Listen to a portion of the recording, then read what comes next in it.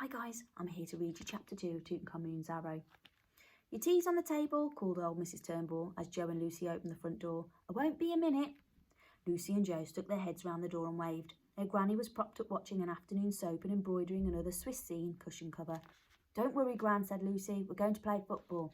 That's nice, dear, replied old Mrs Turnbull. Her eyes slid away from the screen for a split second. This'll be over soon. I've heard that before, said Lucy, beginning to giggle. Shh, grinned Joe. See you in the kitchen. I'll get the football. 5 minutes later, Lucy was sitting in the kitchen, but Joe still hadn't found his football. I've looked everywhere, he said, inside and outside. Eat your tea first, said Lucy in a voice that sounded just like her mother's. Have you looked under your bed? Of course I have, said Joe. Did you see that cat anywhere? Asked Lucy abruptly. No. Joe stared at the table and stuffed most of a hard-boiled egg into his mouth. Cheer up, said Lucy. Let's try out your bow and arrow. We can use Dad's old dartboard as a target. OK, said Joe, still chewing his egg. While Joe hung the dartboard on the fence, Lucy picked up the bow and arrow and looked at it for the first time. The bow was made of dark, almost black wood with 2 fine decorative lines etched along its sides. There was the faintest trace of gold, as if the lines had once been painted. As Lucy ran her fingers along the top, her thumb felt a tiny area of carving on the inside. She turned the bow over and rubbed it with a wet finger. What are you looking at? Said Joe, coming up beside her. He stared at the tiny picture carved in the wood. It looked like a beetle balancing a ball on top of 3 matchsticks and a pudding bowl. Lucy laughed. I don't believe it. What? Said Joe. What is it? It means Tutankhamun, said Lucy. Mr Murdoch drew the same thing for us at school this afternoon. She handed the bow to her brother. Some school kid must have made it as part of a history project. They did a good job then, said Joe. It looks as if it's really old. As he spoke, he fitted the arrow and tweaked the bowstring. It was springy and the arrow was a good tight fit. It can't be old if it works so well. Lucy stepped back, shielded her eyes against the warm, bright sun, and watched Joe aim at the dartboard. He pulled back the string and fired. There was a ping as the arrow shot from the bow. Then it swerved past the dartboard and disappeared into the bottom of the thick laburnum hedge that surrounded their garden. Rats, cried Joe. I thought it was straight. So did I, said Lucy. She walked across the lawn and pushed aside the low branches of the hedge. I'll get it. Joe bent beside her. No, I will. I lost it. We'll both look for it, replied his sister. We'll find it faster. They crawled into the hedge. It's probably stuck in the fence, muttered Joe. I'll look this way. It could be on the ground, said Lucy. I'll stay here. For a few moments she pushed aside the bright, shiny leaves and felt for the arrow on the ground. Nothing. Then she looked up and her heart went bang in her chest. What she was staring at was impossible, absolutely impossible. In front of her was a full-height, simple plank door set in a sandstone wall. Stuck in the middle of the door was the missing arrow.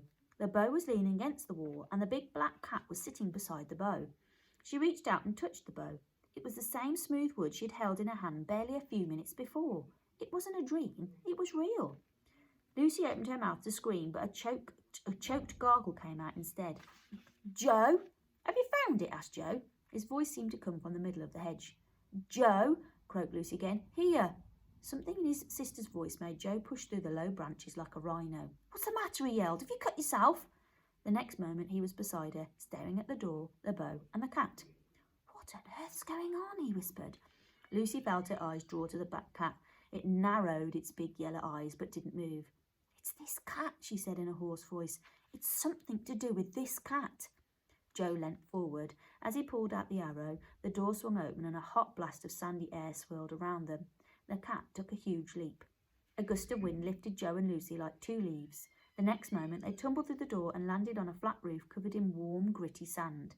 Lucy, began Joe, but Lucy shook her head and stared, wild-eyed, around her. There was something familiar about where they were. But why? How? She had to remember.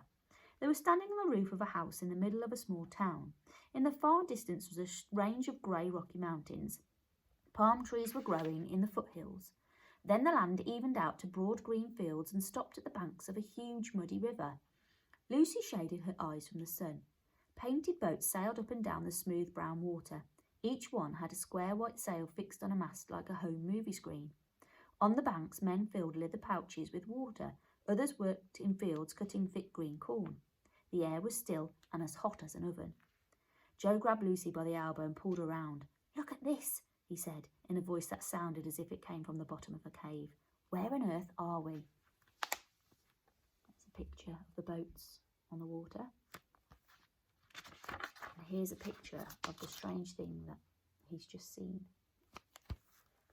In front of them was an arch that was carved and painted with tiny figures. Lucy stared at them, closed her eyes and stared again. There was a bird, a hand, a snake, a spear, and over the top of the arch a large black-lined eye. Suddenly she knew where they were. The figures were hieroglyphics. She had seen them on her visit to the British Museum. She turned and looked once more at the mountains in the far distance. The scenery looked just like the pictures she'd seen in the museum bookshop. "Where are we?" said Jo again. "I know it sounds daft, but I think we're in ancient Egypt," said Lucy. She looked down at the bow in her hand and thought of the tiny carved picture. "In the time of Tutankhamun." "Great," replied Jo. "Just great. I've got football practice tomorrow."